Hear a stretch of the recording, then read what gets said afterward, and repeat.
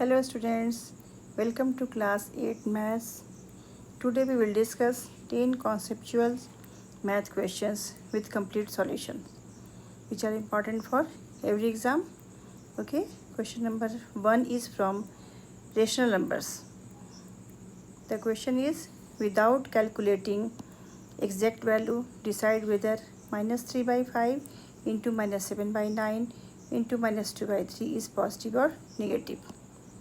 Okay, the solution is here.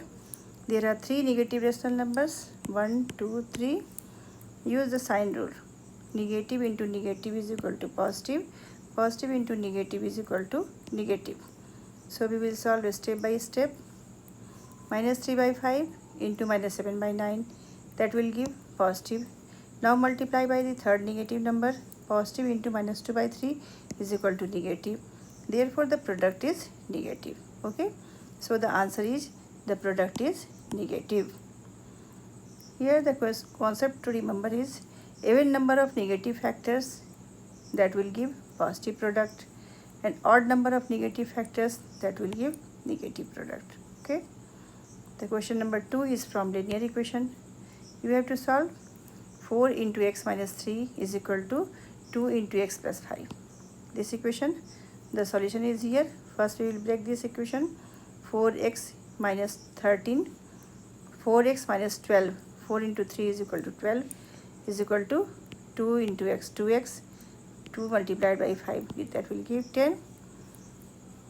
We will solve this equation as 4x minus 2x, 2x comes here, 4x minus 2x, that will give 10 plus 12, 12 goes here.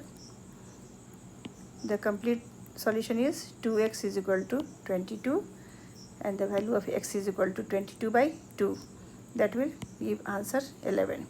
So the answer is 11. The question number 3 is from understanding quadrilaterals. The question is, can a quadrilateral have angles 80 degree, 90 degree, 100 degree and 100 degree? You know the sum should be 360 degree. The quadrilateral must have angle sum is equal to 360 degree, but here the sum is 80 plus 90 plus 10, 100 plus 100, that will 370 degree. So the answer is no. The quadrilateral cannot have angles 80 degree, 90 degree, 100 degree and 100 degree. Okay.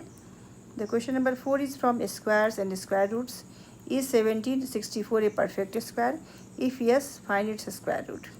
Here 1764 can be written as 42 into 42. Therefore, square root of 1764 is equal to 42. So the answer is 42. Question number 5 is from comparing quantities. An article costs rupees 800, it is sold for rupees 720. Find the loss percentage. You know, loss is equal to CP minus SP. Loss is equal to 800 minus 720, that is 80. Loss percentage is equal to 80 by 800 into 100. The formula is loss percentage is equal to loss divided by CP into 100. Okay, so here the loss is 80 rupees, 80 and CP is equal to 800 into 100. So the answer is 10%. Question number 6 is from algebraic expression. You have to evaluate 101 square using identity. 101 square can be written as 100 plus 1 whole square. A plus B whole square is equal to A square plus 2AB plus B square. So this equation will become 100 square plus 2 into 100 into 1 plus 1 square, that will give the answer 10201. Okay. Question number 7 is from mensuration. A cube has age 9 centimeter. Find its volume. You know the volume, 9 whole cube. Side is side cube, that will give volume, that is 729. The answer is 729 centimeter cube, 729 centimeter cube. Okay. Question number 8 is from exponent. You have to simplify 2 to the power 5 into 2 to the power 3 divided by 2 to the power 6. You know, in multiplication, the exponent, multiplication of the exponent, this is added, the power is added So 2 to the power 5 plus 3 minus 6. But for division it is subtracted. So 5 plus 3 minus 6, that will give 2 to the power 2. The answer is 4. So the answer is 4. Question number 9 is from direct proportion. If 15 book costs rupees 900, what is the cost of 24 books? You have to know cost of one book 900 divided by 15. That will give rupees 60. Cost of 24 books is 24 into cost of one book, that is 60. 24 into 60 is equal to rupees 1440. So the answer is rupees 1440. Question number 10 is brain teaser. Brain teaser is first question number 1.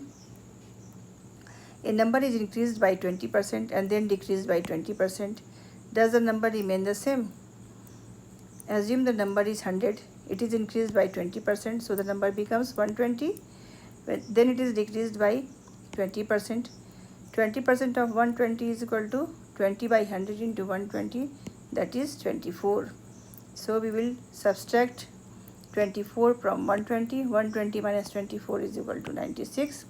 The final number is 96, not 100. So the final value is 4% less than the original. The number doesn't remain the same. Okay.